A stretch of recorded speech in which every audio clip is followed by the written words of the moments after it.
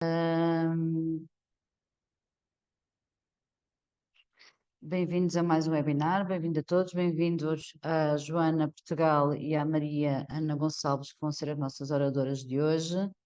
Este é o terceiro webinar do ciclo de conhecimentos, com o tema Locais de Trabalho Diversos, Inclusivos e Saudáveis. E explicar que este webinar foi idealizado para disseminar os conhecimentos adquiridos pelos nossos colaboradores e também pelos nossos voluntários da Aproximar, que participaram em formações internacionais através da iniciativa CAPA 121, Educação de Adultos. Exato. Mais um slide para baixo. Então, começar aqui a explicar a Aproximar. A Aproximar é uma cooperativa de solidariedade social que tem como missão valorizar o capital social e humano das organizações enquanto estratégia para responder de forma sustentável a desafios e oportunidades suscitados pelo meio envolvente. Roda mais. Ok. Dos nossos pilares, gostaria de salientar três pilares. O primeiro, formar, porque a Aproximar valoriza e promove a formação dos seus colaboradores e dos voluntários, como, por exemplo, através desta iniciativa do CAPA 121. Além de que formamos diariamente pessoas entre os 18 e os 90 anos, através das nossas iniciativas. O segundo pilar que gostava de salientar é o pilar da capacitação, de capacitar, porque para além das ações de formação formal que falei, capacitamos através de várias variedíssimas atividades, pessoas, grupos de pessoas dos 12, 90 ou mais anos. Depois a Joana Portugal poderá aqui dizer-nos se temos formandos com mais de 90 anos.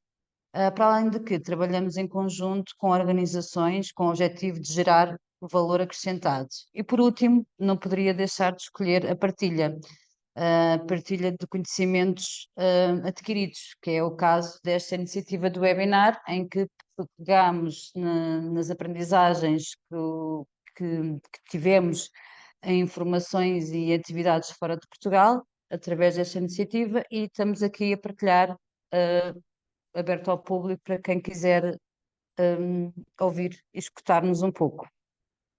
E porquê o nome de Conhecimento Sem Fronteiras? É isto que eu estava a explicar. Então, para além de que não quisemos que o conhecimento ficasse dentro das fronteiras aqui da Aproximar, e, não quis, e como foi uma aprendizagem fora de Portugal, esta brincadeira com o nome Sem Fronteiras. Foi daí que surgiu este nome, do Conhecimento Sem Fronteiras.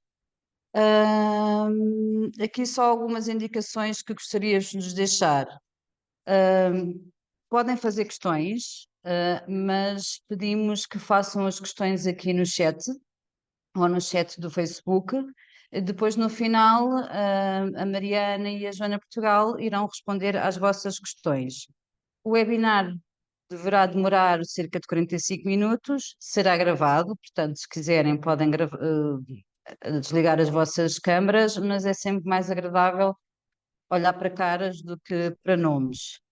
E para começar, só aqui apresentar uma breve apresentação das nossas oradoras. Temos a Joana Portugal, que é a gerontóloga, é, é gestora do setor do envelhecimento ativo, tem já uma experiência de 15 anos, mais ou menos 15 anos, e é também a vice-presidente da Aproximar. E temos a Mariana, que é psicóloga social das organizações e aqui na Aproximar é consultora do setor de envelhecimento. Podemos descer.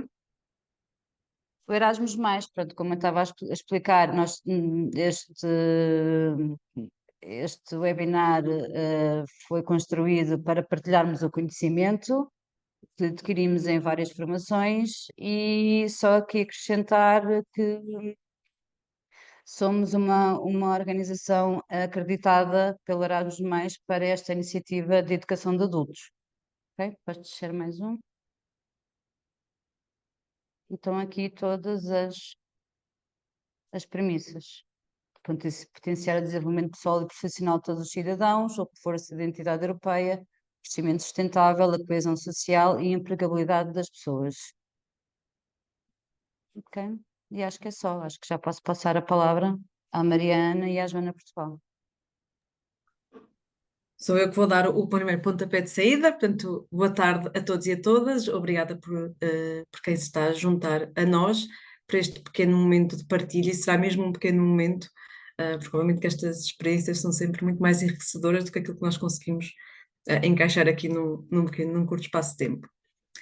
Antes de mais, partilhar com vocês aquilo que também foi a nossa experiência cultural, naturalmente, e portanto também aquilo que pode ser enriquecedor, e muitas vezes a questão é porquê e tentar ir lá fora buscar conhecimento e por que não fazê-lo aqui em Portugal. E portanto, obviamente, tal não significa que não existe este conhecimento em Portugal, haverá obviamente e temos também alguns bons nomes em várias áreas de referência. Obviamente, o ir lá fora traz-nos a componente, e eu destacaria aqui a questão, obviamente, como está no título, da experiência cultural, mas também deste multiculturalismo. O facto de nós termos estado em Uppsala, na Suécia, permitiu-nos encontrar 9 nacionalidades diferentes, sobretudo o norte da Europa, foi bastante curioso. Até aqui assim um pequeno à parte da curiosidade de nos terem questionado como é que Portugal, portanto um país do Mediterrâneo, tinha encontrado aquela formação e se tinha candidatado à formação do Norte da Europa. E, portanto, obviamente aqui a mais-valia de termos esta acreditação de mobilidade é que nos permitiu lá ir. Obviamente com esta experiência cultural podemos ficar muito mais sensíveis àquilo que é semelhante, àquilo que também é diferente, quer de ponto de vista do estado da arte, ou seja, e se calhar agora pegando aqui nas questões dos locais de trabalho diversos, inclusivos e saudáveis, percebermos como é que outros países, outras nações veem este tipo de temas, como é que estão. Ficámos a saber, por exemplo, que a nível estatístico a Letónia estava muito próximo de nós, portanto acabámos por às vezes perceber que nem sequer temos sempre aquela dicotomia norte-sul da Europa, que é muito característica, mas se calhar às vezes há outros itens que nos aproximam. Obviamente também é sempre possível nestas questões multiculturais percebermos como é que abordamos trabalhos de grupo. Ali as fotografias vocês podem ver na de cima um trabalho de grupo e às vezes até mesmo a forma como gerimos o tempo, como fazemos a abordagem em relação ao desafio que nos é lançado, também isso é diferente, também isso é uma aprendizagem. E depois obviamente desenvolvemos sempre toda a nossa literacia linguística, nomeadamente, claro que estamos todos a falar inglês, temos que ter já um nível de domínio, mas depois é sempre importante e é sempre um reforço, nomeadamente de conceitos técnicos e específicos do tema que estamos a tratar, porque não estamos a falar de expressões linguísticas de senso comum e de turismo, se quisermos assim dizer, mas tentamos aprofundar um bocadinho mais, isso também é bom e é importante. Ali na fotografia de baixo vemos um retrato da sala com algumas das pessoas que orientaram esta ação. Na de cima estou e a Mariana com a Anke Salit da Universidade da Letónia e o professor James Lobb da Universidade da Flórida, que por sinal já é uma pessoa reformada, mas que dedica o seu tempo a explorar e investigar estes temas. Também dos aspectos e uma das grandes conclusões desta experiência cultural que ambas identificámos, foi a questão de termos um grande foco na partilha de práticas, de programas, de outros exemplos para aquilo que já se faz, e também com muito foco nas soluções. Portanto, partíamos daquilo que eram os desafios que enfrentávamos, dos problemas, mas depois muito na troca do que é que cada um já faz, e como é que cada um pode enriquecer obviamente aquilo que faz. E portanto é sempre uma troca e há sempre algo bidirecional. Começando então agora sobre o tema que nos traz aqui. Portanto, nós optámos por trazer um bocadinho destes conceitos sobre diversidade e inclusão, e para falar aqui também um bocadinho do que é a abordagem e também a trajetória da Aproximar, e depois trazer-vos aqui 2 exemplos daquilo que dentro do trabalho da Aproximar, exatamente nesta perspectiva de que eu estava a dizer, que nós possamos partilhar também aquilo que fizemos e que estamos a fazer. Temos 2 exemplos diferentes nesta perspectiva, e que ambos enriqueceram com aquilo que foram as aprendizagens que nós adquirimos e que também aqui partilhamos com vocês. Começando então pelas questões do conceito da diversidade, e portanto aqui estamos a falar obviamente de uma noção ou de um termo em português que apela à diferença, à variedade, à divergência, portanto estamos a falar de questões mais plurais. E aqui nós fomos buscar, optámos por ir buscar um conceito e terminologias que estão na Carta Portuguesa para a Diversidade e que a Aproximar é uma das signatárias.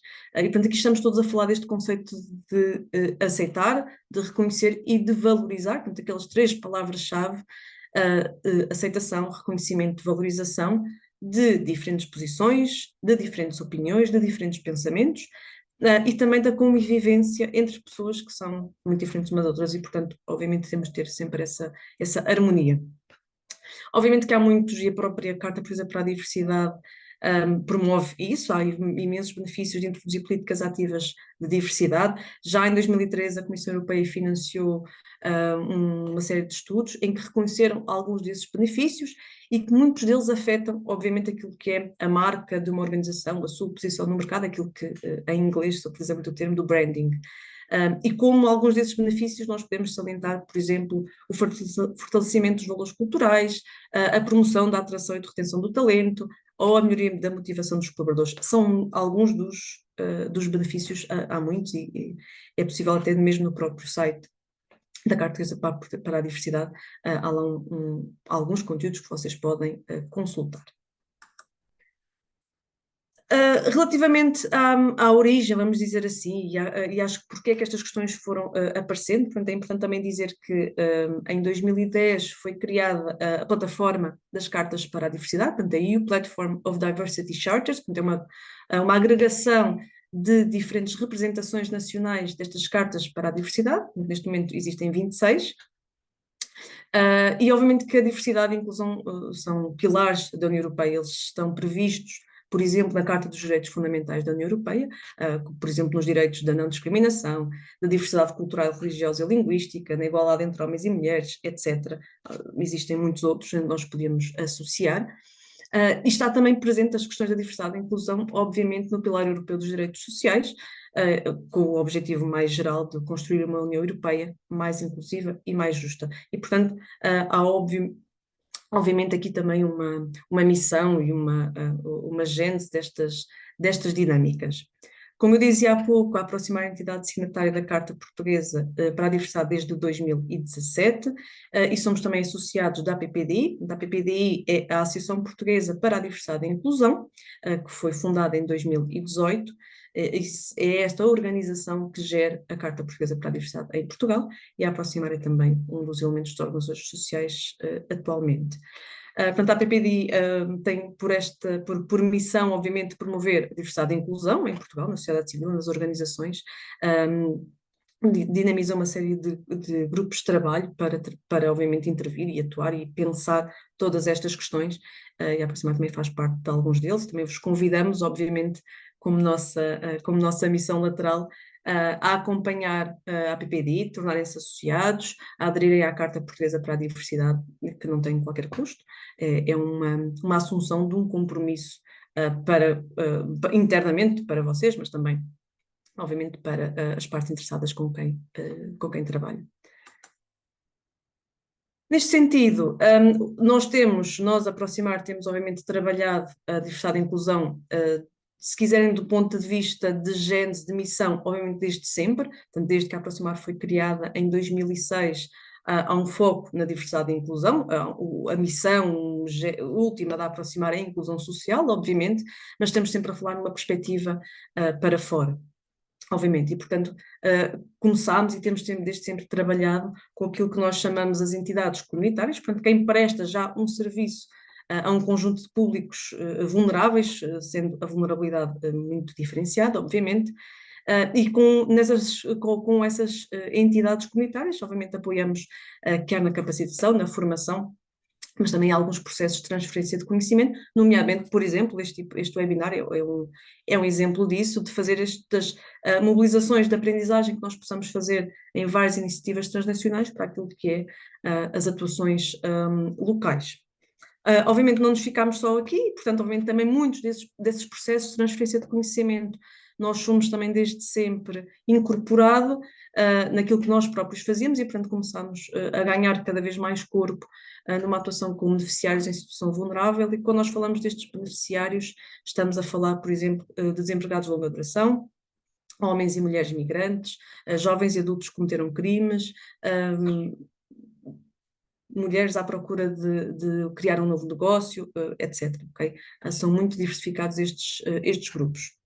Naturalmente, ao trabalharmos com estes dois grupos, acabamos por ter uma terceira fase ou uma terceira língua desta abordagem, que é trabalhar então com as entidades empregadoras, ou seja, nós percebemos que podíamos trabalhar e capacitar quer os grupos, quer as entidades comunitárias que já trabalhavam com estes grupos, mas era preciso ganhar esta tolerância e aceitação do lado das entidades empregadoras e, portanto, deste ponto de vista, por isso é que também temos este webinar de locais de trabalho diversos, inclusivos e saudáveis. Também, fora isso, o próprio trabalho da ABPD é sempre com este foco, obviamente trabalhando também muito com a sociedade civil, mas tem muito este foco de trabalhar aquilo que são os locais de trabalho. Ali há uma lista dos diferentes grupos-alvo que eu já vos tinha referido, obviamente, e a Janina no início também já fez a referência à questão dos adultos mais velhos, que hoje também vamos partilhar convosco, e diria que se calhar nos últimos 3 anos temos tido um grande foco de trabalho com jovens que cometeram crimes, mas também os jovens NEET, portanto NEET de que não estão na educação, nem em emprego, nem em formação.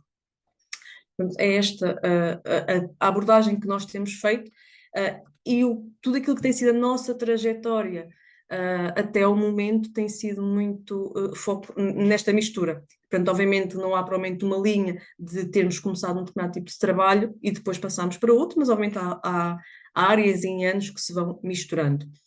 Nós trouxemos aqui em termos de destaque aquele algum mosaico de ícones e de logotipos de uma série de iniciativas e de programas.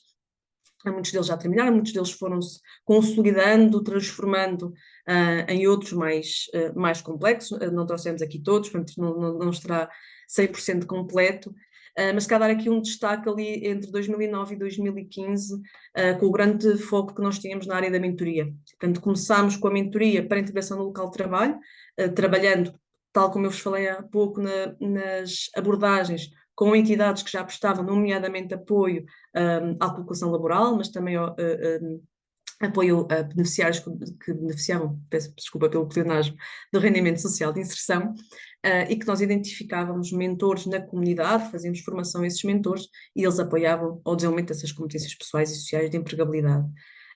Logo aqui percebemos logo esta falta que fazia eu trabalhar com as entidades empregadoras, portanto a terceira fatia da abordagem.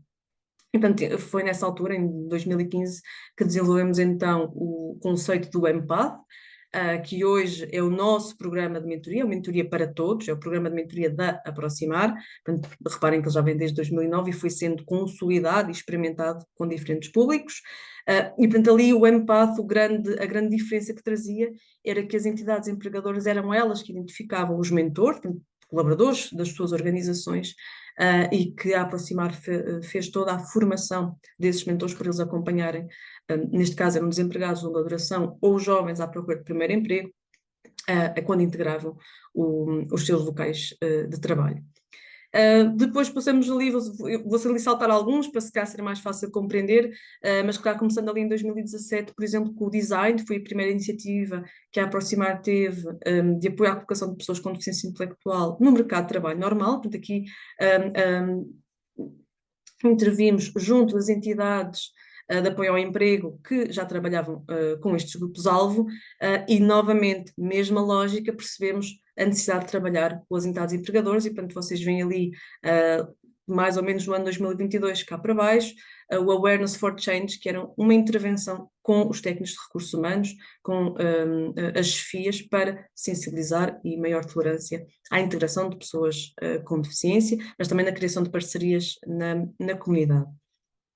Tivemos ali depois, entre 2019 e 2020, uma série de temas e de iniciativas que nos foram também ajudando a consolidar esta área, a perceber o caminho que tínhamos que fazer. Se calhar destacava ali o SenseNet, que esteve a ver precisamente com esta questão que eu dizia desde o início, que muitas vezes as organizações sociais são vistas como uma lógica de já possuírem da sua gênese diversidade e inclusão, e isso é verdade e é um facto para fora, portanto, para quem eles trabalham. Muitas vezes isso não acontece depois também dentro das organizações. Portanto, o SenseNet veio tentar trazer uma série de modelos de autoavaliação e um programa de formação para discutir e para abrir um bocadinho os primeiros temas sobre estas questões da diversidade e inclusão. Temos também o MOBI, que, trabalhando na área do sistema de justiça criminal, veio trazer uma metodologia para envolver toda a sociedade civil, portanto, todas as partes interessadas no apoio à reinserção social, portanto, pessoas que cometeram crime, e que deu um forte impulso, não foi a Gênese, mas deu um forte impulso a um dos programas que a Aproximar tem mais consolidados, que é o Passaporte para a Empregabilidade, que tem o foco, novamente, as questões de focar nos públicos vulneráveis, portanto, e capacitar pessoas que tenham algumas dificuldades em encontrar trabalho. Obviamente que depois, como vocês podem ver, quer este passaporte, estamos a trabalhar com o público, quer o MOBI, trabalhamos com a sociedade civil, continuamente esta abordagem foi-se mantendo, como eu vos digo, nem sempre de uma forma linear em termos de fases globais, mas sim com os públicos-alvo que íamos trabalhando. Ali em 2022 tivemos o GRASA, de apoio a mulheres migrantes. Aqui precisamente a iniciativa já focava com os dois grupos, tanto trabalhar com mulheres como com as entidades empregadoras. Tivemos também o Silver, que segue a mesma abordagem, e não tarda nada irão ouvir com mais detalhe o que a Mariana tem para vos apresentar. Depois temos ali um conjunto de iniciativas, também elas focadas sempre muito na intervenção com os públicos vulneráveis e com as entidades comunitárias, por exemplo, o Emprega Mais, que foi um programa de intervenção no Conselho de Sintra. Temos também o M4PRIS, falamos a falar de mentoria para apoiar profissionais no sistema de justiça e que trabalhamos muitas questões que hoje vamos aqui abordar. E depois colocámos ali só mais alguns, podemos ter colocado ali algumas reticências, sempre nesta dinâmica de, relativamente à questão da diversidade e inclusão e dos trabalhos saudáveis, dos locais de trabalho saudáveis, diferentes áreas. Portanto, o Talk to Me faz referência às questões do mobbing como um assédio moral no local de trabalho, o Workability, que tem a ver com questões das competências pessoais e sociais na integração de pessoas com deficiência, o Fit to Lead, que tem a ver com questões de liderança, também dessa questão de integração de pessoas com deficiência. Portanto, qualquer uma destas últimas duas que referi, reparem que já vem numa abordagem desde 2017 do apoio à colocação de pessoas com deficiência no local de trabalho e cada vez um reforço maior naquilo que é a capacitação das entidades empregadoras. Portanto, aquela última fatia da nossa abordagem tem vindo a aumentar. Não colocámos ali 2025, 2026, mas obviamente queremos crescer, queremos se calhar encontrar para cada um destes grupos, vamos tendo cada vez um nível maior de especialização e de percebendo em detalhe, em concreto, o que é necessário dedicar e apostar. Passava agora então, se calhar, à Maria. Se calhar não, com certeza. Olá, boa tarde a todos os que nos acompanham. Só cumprimentar toda a gente que ainda não tinha dito nada, antes de passar aqui ao conteúdo. Portanto, agora vamos olhar aqui um bocadinho para aquilo que são os conceitos que foram abordados aqui durante a formação que nós frequentamos e também pensar um bocadinho sobre os locais de trabalho diversos, inclusivos e saudáveis. E quando olhamos para estes temas, é necessário então falar aqui da abrangência que este conceito tem e devemos olhar então numa perspectiva holística, ou seja, é preciso termos aqui uma visão global quando falamos destes temas, e nós vamos apenas focar alguns. Portanto, neste sentido, quando olhamos para o mundo do trabalho, verificamos que efetivamente ocorreram aqui grandes diferenças a nível do que é o trabalho hoje em dia. Portanto, aquilo que nós chamávamos de os empregos tradicionais tinham estruturas completamente diferentes das que nós temos atualmente. Não só, por exemplo, ao nível da estabilidade, aquilo que nós chamávamos dos empregos para a vida, que hoje em dia não é uma realidade, mas também ao nível da própria hierarquia, dos horários de trabalho, as exigências dos próprios trabalhos, que são largamente diferentes da realidade atual. E, portanto, para analisar cada um destes temas, existe uma abordagem que nós podemos seguir, que foi a que foi guiada na nossa formação, que é a psicologia positiva no trabalho. E o que é isto da psicologia positiva? Pronto, é um estudo científico que se debruça então aqui sobre o funcionamento humano ótimo, ou seja, tem como objetivo descobrir e promover aqui fatores que permitam aos indivíduos e também às comunidades prosperarem. Portanto, a psicologia perspectiva tem esta perspectiva aqui de olhar para as coisas, ou quando olhamos com atenção, ou damos mais atenção a algo, ele vai crescer. Portanto, se damos maior atenção a fatores negativos, ou estes vão alimentar-se e vão crescer. Consequentemente, se dermos maior atenção a fatores mais positivos, estes têm tendência a prosperar. E, portanto, é com esta lente da psicologia positiva que seguiu a nossa formação e que se foi-se debruçando sobre diversos conceitos nos locais de trabalho. Nomeadamente, como podem ver aqui neste mapa conceptual, no slide seguinte, desculpa. Abordámos aqui então, nesta lente da psicologia positiva, diversos conceitos, entre os quais modelos teóricos, como por exemplo este primeiro sobre as exigências versus recursos dos trabalhos, também algumas teorias sobre liderança, da liderança servidora, mas também conceitos como o compromisso no trabalho, a importância que isso tem para o bem-estar dos indivíduos. E falamos também do modelo de job crafting, que quer dizer aqui a readaptação ou a reconstrução de uma função ou mesmo de tarefas, pequenas atividades de um trabalhador para as tornar mais apelativas, mais aquilo que chamamos em inglês o engaging, portanto, mais satisfatórias. É que um conceito de passa muito por tornar trabalhos ou tarefas que são muito repetitivas e rotineiras em algo mais apelativo e mais interessante. E através deste mapa conceptual conseguimos então ver aqui, à luz da psicologia positiva, diversos conceitos e temas que foram então sendo trabalhados e podem ser trabalhados para tornar os locais de trabalho efetivamente mais diversos, mais inclusivos e mais saudáveis. Quando olhamos também para aproximar, podemos verificar e identificar aqui diversos serviços e iniciativas e programas que nós temos que trabalham então estes diversos conceitos e que podemos então encaixar aqui neste mapa conceptual. Portanto, a Joana já referiu aqui diversas iniciativas da Aproximar e podem ver que nós tentamos aproximar de cada um destes conceitos os logos destas iniciativas, portanto, aproximando aquilo que o projeto ou a iniciativa retrata e trabalha com estes diversos temas dos locais de trabalho. Contudo, o nosso tempo hoje aqui é um bocadinho limitado e, portanto, nós vamos apenas focar aqui duas iniciativas que trabalham conceitos-chave que nós achamos mais interessantes trazer aqui hoje. E, portanto, neste seguimento, vamos começar por vos apresentar a iniciativa Silver, que vai olhar aqui para um destes conceitos que apresentámos no mapa conceptual. E esta iniciativa debruça-se aqui sobre um público-alvo que é específico, que é os trabalhadores mais velhos, e vamos olhar aqui para o nível da sensibilização dos gestores de topo e também da formação dos recursos humanos, mas por outro lado da própria capacitação do grupo-alvo, que são os trabalhadores mais velhos, aqui nesta transição de carreira, quer seja com foco na reforma e na preparação para esta, ou num reforço das competências e das capacidades que este grupo-alvo tem, quer seja para a renovação da sua carreira, ou seja, para continuar a trabalhar, tomando as diferentes vertentes que pode adquirir. Portanto, pegando então aqui num dos conceitos ilustrados no mapa, vamos nos focar no modelo sobre as exigências e recursos do trabalho. E este modelo permite-nos aqui analisar e conceptualizar o bem-estar ocupacional, o burnout, mas também o compromisso organizacional. E, portanto, vai-nos dar aqui diferentes fatores que estão relacionados com o trabalho e que têm um impacto no bem-estar dos trabalhadores. Neste sentido, o modelo é bastante simples e apresenta-nos aqui dois principais conceitos. O conceito das exigências de trabalho, que são então aqueles aspectos que requerem esforço, competências e de forma sustentada ao longo do tempo e que estão então associados aqui a custos psicológicos e fisiológicos do indivíduo. Por outro lado, o segundo conceito remete-nos então aqui para os recursos de trabalho, que são então fatores funcionais que nos permitem seguir e atingir os objetivos de trabalho. Vão também reduzir as exigências de trabalho e ou estimular o crescimento pessoal e individual na aprendizagem e desenvolvimento do trabalhador. Portanto, são recursos como a autonomia, o apoio social e o feedback que vão efetivamente influenciar positivamente o desempenho dos trabalhadores e vão também levar a uma maior satisfação e a um melhor desempenho dos próprios trabalhadores.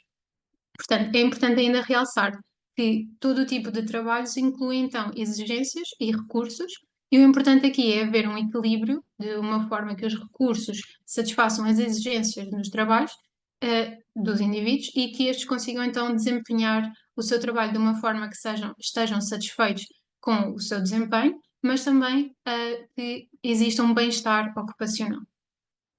Portanto, para terem aqui uma ideia mais clara, no slide seguinte, apresentamos aqui alguns exemplos das exigências e dos recursos de trabalho. Portanto, a nível das exigências, só para ser mais claro, temos aqui diferentes tipos de exigências. O que é que isto quer dizer? Temos exigências quantitativas, que são, por exemplo, o excesso de trabalho, mas temos também exigências qualitativas, como, por exemplo, as exigências emocionais, e a nível organizacional existem exigências como os conflitos internos, o conflito de papéis e a burocracia. Por outro lado, os recursos de trabalho são o quê? São diferentes temas, entre os quais os recursos sociais, como o apoio social, o clima da equipa. Temos também recursos organizacionais, como a comunicação, a confiança. Ao nível do trabalho, temos nomeadamente a autonomia, o controle que eu tenho, não só sobre o meu próprio trabalho, mas sobre as minhas tarefas, sobre o tempo que eu posso despender. E também recursos a nível do crescimento, ou seja, da possibilidade que o trabalhador tem de ter um desenvolvimento e a possibilidade de continuar a aprender e a desenvolver-se. E, por fim, um dos recursos mais importantes é os recursos pessoais, que estão mais relacionados aqui com os Big Five, portanto, com as características da personalidade do indivíduo, mas também a autoestima, a autoeficácia e a própria resiliência do trabalhador, que são questões que podem ser trabalhadas. E vamos falar um bocadinho mais à frente de como é que podemos fazer esse trabalho. Portanto, nesta perspectiva, e olhando aqui para a iniciativa Silver, que a Joana tinha referido há pouco, podemos ver que este modelo está refletido nas diferentes fases desta iniciativa. Precisamente, esta iniciativa procurava aqui promover e trabalhar muito estes conceitos e recursos que nós estávamos a mencionar, de uma forma específica, procura promover aqui a carreira das gerações mais velhas, integrando as necessidades dos grupos, não só dos trabalhadores mais velhos, mas também dos empregadores. Como a Joana já tinha referido, este trabalho da diversidade e inclusão não passa só por trabalhar com o grupo-alvo diretamente. E muitas vezes temos que ir à gestão de topo para sensibilizar e trabalhar com estes grupos-alvo também. E, portanto, procuramos promover locais de trabalho que sejam amigos da idade, fornecendo então novas ferramentas para auxiliar os empregadores neste processo de gestão e de capacitação dos trabalhadores mais velhos, nesta lógica para o envelhecimento ativo nos locais de trabalho. E, portanto, esta iniciativa, apesar de ser focada aqui num público-alvo específico, procurava precisamente olhar aqui com esta lente deste modelo que falámos anteriormente e reduzir aqui algumas formas, as exigências e reforçar, por outro lado, os recursos que os trabalhadores têm disponíveis dentro das suas organizações, mas também recursos pessoais, como foram referidos anteriormente. Portanto, trabalhando precisamente aqui com os empregadores nas empresas, facilitando então estes recursos, mas também diretamente com os trabalhadores mais velhos. E como podem ver nestes quadradinhos mais abaixo, no slide anterior ainda, a iniciativa envolveu aqui 4 fases. Numa primeira, uma parte de auscultação das pessoas reformadas e identidades empregadoras, aqui para a transição para a reforma. Uma segunda fase que envolveu a construção e a aplicação de um questionário de autoavaliação bidirecional, portanto, para as organizações e para os trabalhadores, em que avaliámos a preparação para a reforma e os locais de trabalho amigos da idade. Com base nesta avaliação de necessidades, identificámos e construímos um curso de formação com o objetivo de capacitar os recursos humanos, portanto, era uma resposta para os recursos humanos, para valorizar os trabalhadores mais velhos e tornar, entre aspas, os locais de trabalho mais amigos da idade. Portanto, paralelamente, e como último quadradinho que temos aqui, a última resposta foi mais direcionada para os trabalhadores mais velhos e foi o desenvolvimento de um programa psicoeducativo para proporcionar aqui conhecimento, mas também sensibilização e capacitação sobre a reforma para os trabalhadores mais velhos se desenvolverem e envolverem-se no envelhecimento ativo nos seus locais de trabalho. Portanto, indo aqui um bocadinho mais a fundo nesta iniciativa, gostaríamos de destacar aqui a parte da formação e da caixa de ferramentas como medidas que vêm precisamente sensibilizar para esta temática da diversidade e inclusão, falando de características como a diversidade etária, o idadismo, mas também para a criação aqui de locais de trabalho efetivamente amigos da idade, que à luz do modelo que nós apresentámos, vão então reforçar de alguma forma os recursos que nós referimos dos trabalhadores, mas também da parte das organizações e promover o seu bem-estar. No levantamento de necessidades, portanto, nas 2 primeiras fases que eu referi, permitiram-nos então criar este curso de formação, que era uma resposta para os gestores de recursos humanos, portanto, para as organizações, e o objetivo desta formação era, como eu já tinha referido, reforçar aqui os conhecimentos sobre o que é que são trabalhadores mais velhos no nosso mercado atual, mas também explorar diferentes processos de transição de carreira, portanto, não é reforma automática, que diferentes formas e que diferentes metodologias existem, promover este conceito de locais de trabalho amigos da idade e também facilitar estas ferramentas de apoio de transição neste processo. Portanto, nós criamos uma formação com 6 módulos que abordavam de uma forma teórica estas temáticas, conjugando com atividades práticas de aprendizagem ativa, e a formação tinha aqui um encandear que procurava efetivamente guiar os formandos por vários tópicos que lhes permitem criar o seu próprio plano de ação no final da formação. E o objetivo era mesmo que chegassem ao fim desta formação com um plano que pudessem implementar nas suas organizações. O último resultado, então, desta caixa, portanto, a quarta e final fase, é, então, um conjunto de materiais que visa proporcionar aqui conhecimento e sensibilização e mudança, reforçando a capacidade dos trabalhadores mais velhos, ou seja, era uma resposta dirigida para os trabalhadores mais velhos, embora pudesse ser aplicada pelos próprios recursos humanos das organizações.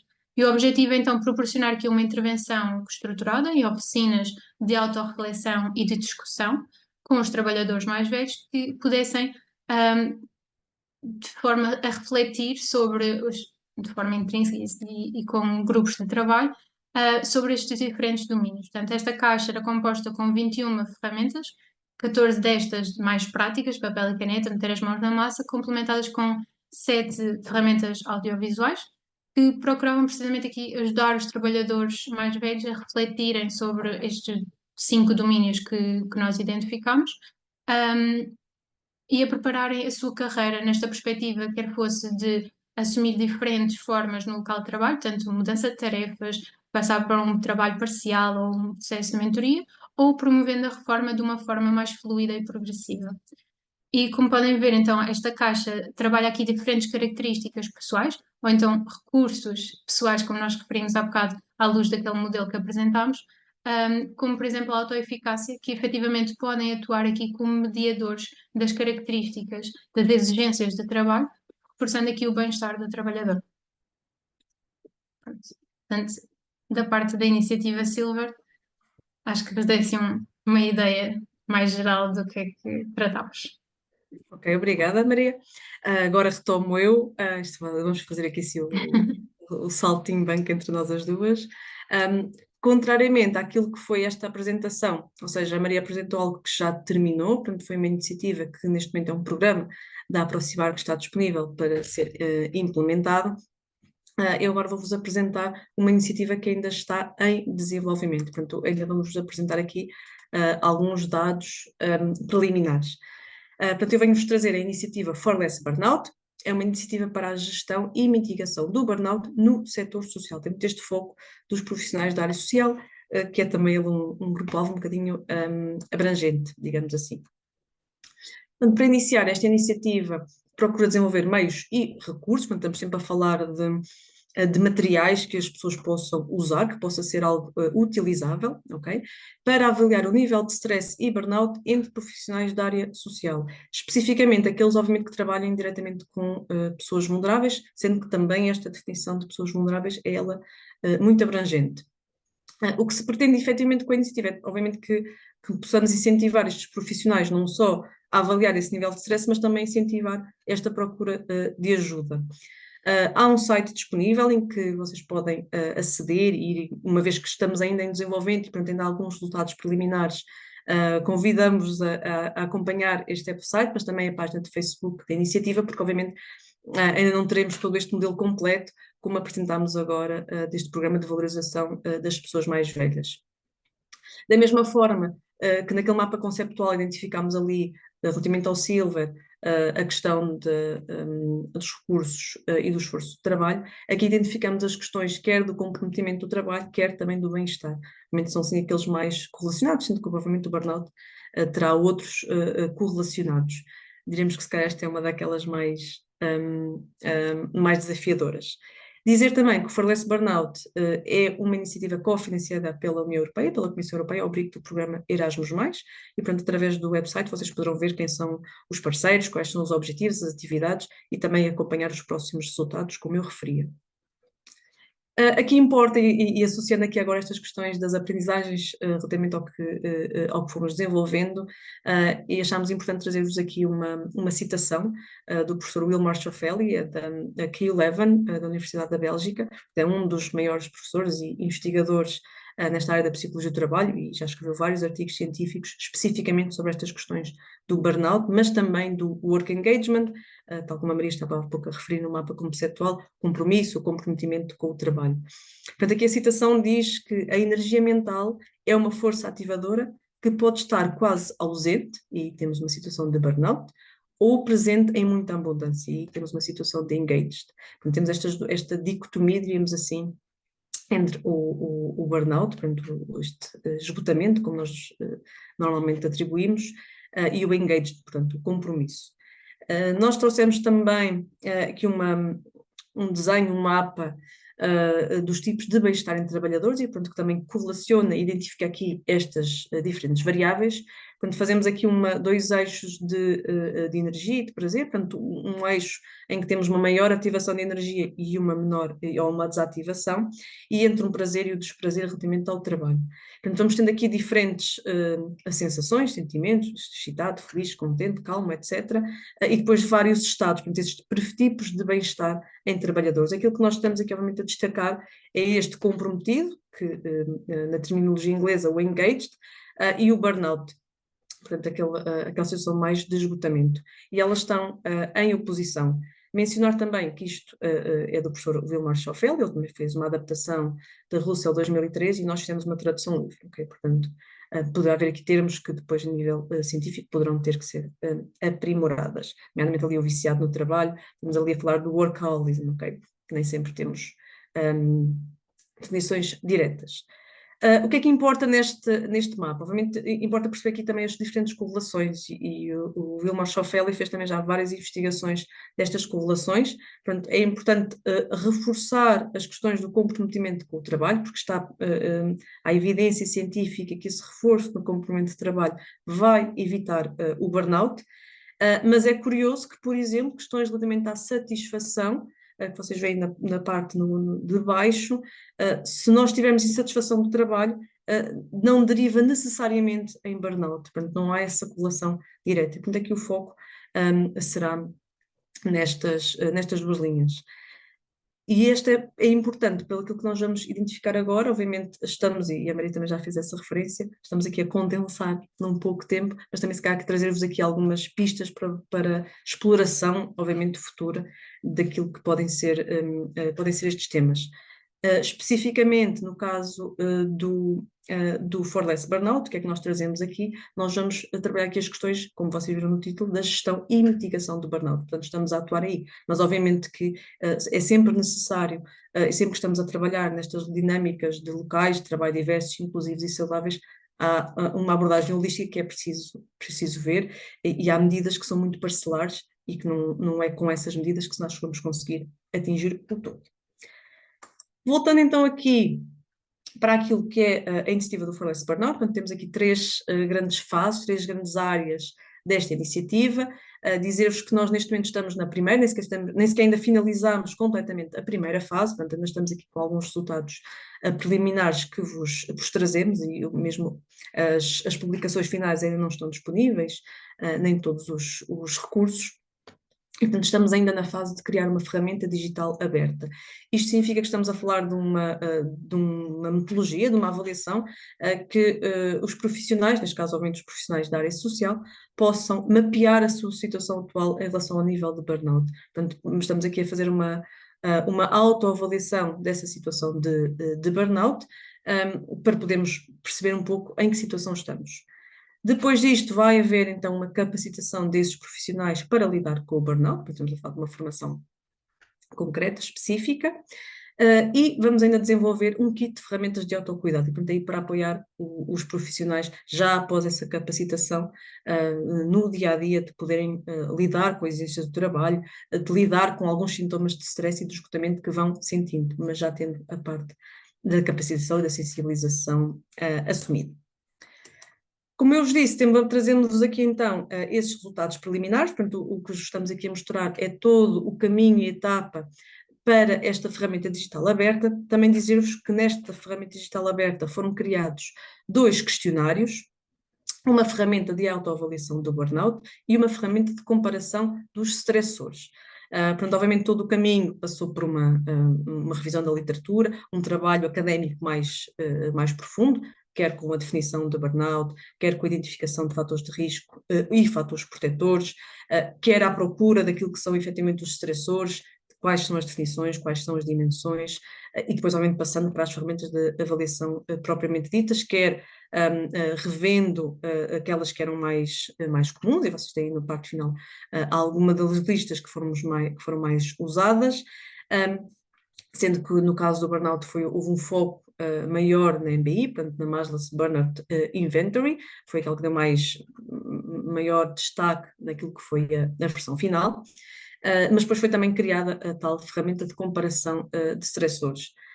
Obviamente aqui foi também preciso identificar tudo aquilo que eram características laborais, organizacionais, de personalizado, quase um pouco do que a Maria estava a fazer referência à pessoa como um todo, não é? E a pessoa prosperar no seu todo, mas também aqui perceber um bocadinho o que é que são os trabalhos do setor social, qual é que é a caracterização deste perfil, como é que se podem diferenciar e qual é que será aqui a parte específica mais aplicável a trabalhadores do setor social, que seja diferente de todos os tipos de profissionais, porque esse é que obviamente é um dos grandes valores acrescentados. Obviamente que houve aqui toda esta etapa foi guiando aquilo que se pretendia para a construção das ferramentas, e portanto o que se pretendia aqui era sensibilizar os profissionais para estes temas, era informar e comunicar aos profissionais uma série de formas que eles pudessem otimizar, era melhorar estratégias de coping e obviamente em última instância o que se pretende é que estes profissionais sociais sejam mais capazes de atuar, de desempenhar as suas funções, de prestar os seus serviços com maior qualidade e também com uma melhor relação com as pessoas beneficiárias, obviamente. Da primeira aplicação, da qual o relatório final ainda não está disponível, infelizmente, portanto aqui só vos podemos mostrar mesmo alguns resultados preliminares e de alguma forma até um pouco descontextualizados, ou seja, faltará aqui todo o conteúdo de formação mais detalhada que vocês possam aceder, mas a primeira avaliação que foi feita, a primeira aplicação deste questionário de autoavaliação do burnout, teve um conjunto de 1171 respostas, e o que vocês podem ver são os resultados por escala, ou seja, a escala foi construída de uma escala tipo Likert, com base na frequência de um determinado sintoma, e portanto o que vocês veem no gráfico é que 1 representa o nunca, e o 5 representa o sempre, portanto temos níveis de frequência intermédios, sendo que o 3 representa o às vezes. O que vocês podem ver no gráfico é o somatório de todas estas respostas, e um dos aspectos mais curiosos, assim mais à partida, que se destacam, é que se vocês somarem ali o número 4 e 5, portanto têm maior frequência de surgir, estamos a falar de 24% da população que respondeu, tiveram esse número de respostas, apenas 5%, portanto isto já são dados que não estão aí presentes no slide, 5% de utilizadores, estamos a falar de um número absoluto de 77 participantes, respondentes, é que tiveram uma classificação final de burnout considerada de risco. E, portanto, é curioso fazer esta separação e estes dados, portanto, olhar novamente como uma das premissas e dos pressupostos, é olhar sempre para as coisas de uma forma mais holística e mais abrangente. Também dizer ainda que ao 95% dos utilizadores, quando há uma questão específica que avalia isso, reconheceram essa classificação final que lhes era atribuída como o seu nível percepcionado, portanto, batia certo aquilo que era a sua percepção com aquilo que era o que a escala afirmava.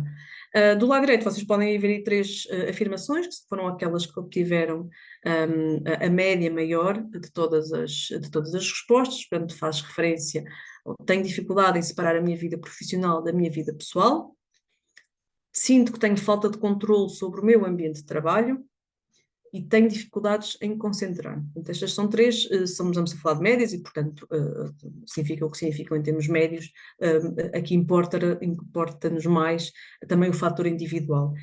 E para isso, o que foi criado também foi uma ferramenta de comparação de stressores. Novamente, isto são apenas resultados preliminares e reforço a questão de faltar aqui algum contexto, mas basicamente esta ferramenta de comparação de estressores não tem uma classificação final, não permite dar uma classificação, permite sim dar ao profissional, após a avaliação do burnout, compreender um pouco em que áreas, em que dimensões dos estressores é que se poderá atuar. Por exemplo, ali temos ali as 3 dimensões a nível pessoal, organizacional ou ocupacional, portanto um bocadinho aqui também na linha do que a Maria já tinha falado, dos diferentes recursos para o trabalho, e portanto também guiar aqui um bocadinho aquilo que possam ser as etapas, aquilo que possam ser as intervenções seguintes. Essa é que é a grande mais-valia desta comparação de estressores.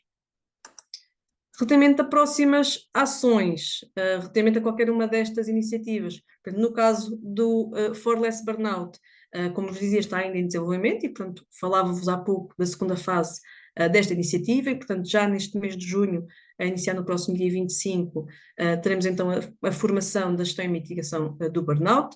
Ela vai acontecer na Fábrica do Empreendedor em Sintra e durante esta semana está prevista sair a divulgação, portanto, estejam atentos.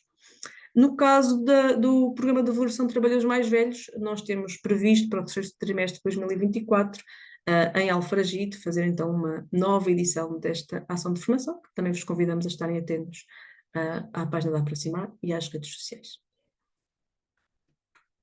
Passo então agora para a Maria. Obrigada, Joana. Pronto, em termos aqui de conclusões, só algumas coisas que nós gostaríamos aqui de destacar, nomeadamente aqui quando pensamos em locais de trabalho diversos, inclusivos e saudáveis, é um mundo e, portanto, nós focamos aqui apenas alguns temas, algumas questões, mas há diversos temas e áreas que são necessárias atuar. Portanto, nesta área dos locais de trabalho diversos, inclusivos e saudáveis, isto é um local de trabalho quando, cumpre todos estes conceitos, é em que os colaboradores se podem prosperar e desenvolver o seu potencial, mas também em que é garantido o seu bem-estar emocional. E, portanto, os programas de promoção de diversidade e inclusão devem ser difundidos, deve haver uma sensibilização para os mesmos, mas é necessário, como nós já referimos várias vezes, a sensibilização e a capacitação dos líderes e da gestão de topo aqui para o investimento nesta área, porque sem sensibilização e sem motivação destes gestores, muito dificilmente os trabalhadores conseguem fazer alguma coisa nestas áreas se não houver um parecer favorável na parte superior. E, consequentemente, também é aqui necessário a capacitação dos próprios recursos humanos para trabalharem estas temáticas e conseguirem levar avante muitos destes temas que nós estamos aqui a falar. Portanto, deve ser também feita a nível organizacional uma avaliação mais geral destes aspectos da diversidade e inclusão de um local de trabalho, mas também deve haver aqui uma avaliação de aspectos mais específicos dos quais se deseja trabalhar e atuar. Portanto, quer sejam os grupos-alvos mais relevantes ou em áreas com necessidades de maior desenvolvimento e de maior atuação nesses locais de trabalho.